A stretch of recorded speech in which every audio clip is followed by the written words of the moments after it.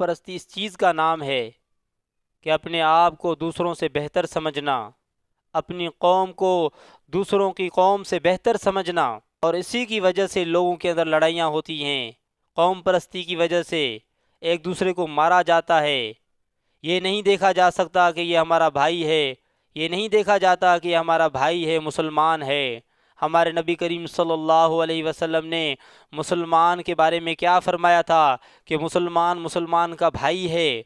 تو جب مسلمان مسلمان کا بھائی ہے تو پھر کون سی قوم پرستی، پھر کون سی افضلیت ایک دوسرے کے اوپر؟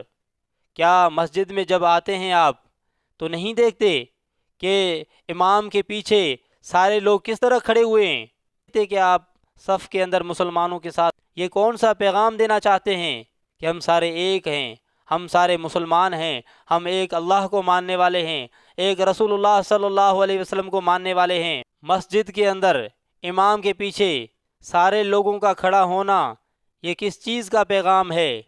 اس چیز کا یہ پیغام ہے کہ ہم سارے ایک ہیں، ہم سارے مسلمان ہیں، ہم ایک اللہ کو مانتے ہیں، ہم ایک رسول اللہ صلی اللہ علیہ وسلم کو مانتے ہیں، اور ہم ایک قرآن کو مانتے ہیں، اور ہم وہ ہیں جو تمام مسلمان آپس میں ہم بھائی بھائی ہیں، ہم وہ مسلمان ہیں۔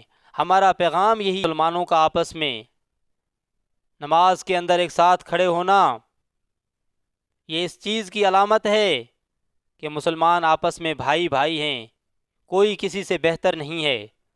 مسلمان کی بہتری اس میں ہے کہ وہ اچھے اعمال کریں، وہ اچھے اعمال کریں، وہ دین کی بات لوگوں کو بتائے اور خود اس کے اوپر عمل کرے، مسلمانوں کو آپس میں ملائے، مسلمانوں کے اندر نفرت اور عداوت نہ ڈالے۔ آج قوم پرستی کی وجہ سے ایک دوسرے کو مارتے ہیں۔ اس نے ایک مار دیا تو وہ دو مار دے گا، اگر اس نے دو مار دیے تو وہ تین مار دے گا۔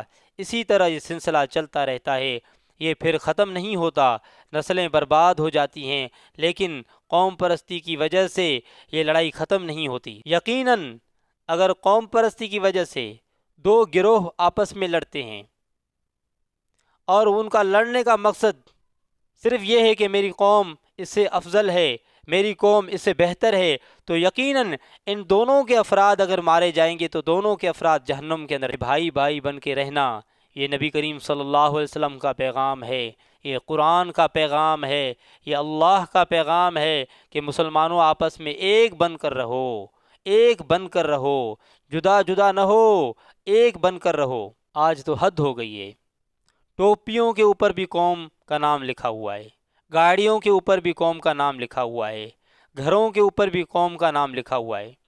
او خدا کے بندو، یہ قوم اللہ تعالیٰ نے اس لیے دی تھی کہ آپ اس کو ٹوپی کے اوپر لکھ لیں، گھروں کے اوپر لکھ لیں، گاڑیوں کے اوپر لکھ لیں، بلکہ یہ صرف اس لیے قوم کا مقصد صرف یہ تھا کہ آپ کی تعارف کے لیے اللہ تبارک و تعالیٰ نے اس کو دیا ہوا تھا۔ مسلمان بن کر رہو، بھائی بھائی بن کر رہو، قوم پرستی کے اوپر لڑنا اور مارنا ختم کر دو، چھوڑ دو اس چیزوں کو۔ اللہ کو بڑا سخت جواب دینا پڑے گا آپ لوگوں کو۔